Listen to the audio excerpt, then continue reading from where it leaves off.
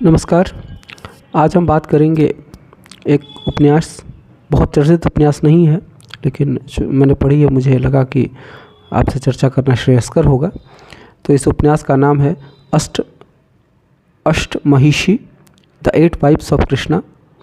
ये राधा विश्वनाथ जी की पुस्तक है। राधा विश्वनाथ जी मूलतः पत्रकार हैं और उनके द्वारा तेलुगु की एक विशालकाय कृति कृष्ण चरित्र के आधार पे यह नावल लिखा गया है।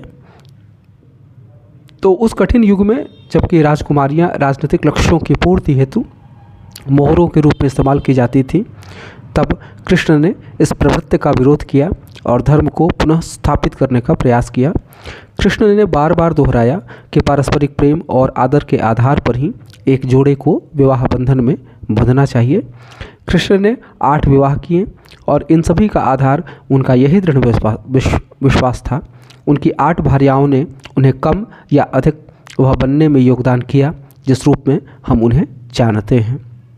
रुक्मिणी, सत्यभामा, जाम्बवती, मित्रविंदा, कालिंदी, नागजीति, भद्रा और लक्ष्मणा, ये उनकी 8 भार्याएँ थीं। इनमें रुक्मिणी जी पट्टमहिषी थी, यानी मुख्य रानी थी। रुक्मिणी तो जगत माता का रूप थी।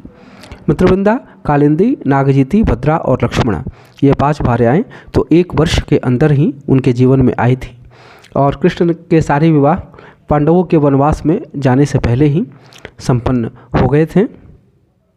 रुक्मिणी विदर्भ की राजकुमारी थी, लक्ष्मणा मद्र की राजकुमारी थी, मित्रविंदा अवंती की राजकुमारी थी, नागजीति कौशल की राजकुमारी थी और भद्रा कैकेय राजकुमारी थी। इनमें मित्रविंदा और भद्रा तो कृष्ण के संबंधियों में ही थी।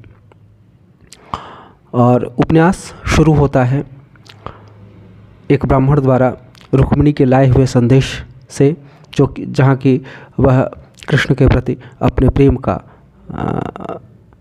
निवेदन करती हैं और उपन्यास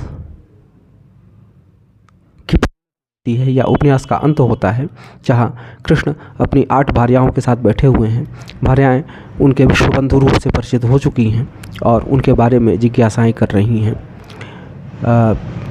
सत्यभामा का तुलादान और उससे संबंधित प्रकरण भी संपन्न हो चुका है, जहाँ सत्यभामा ने सारा दान कर दिया है, लेकिन फिर भी कृष्ण की तुला ऊपर ही उठी रहती है।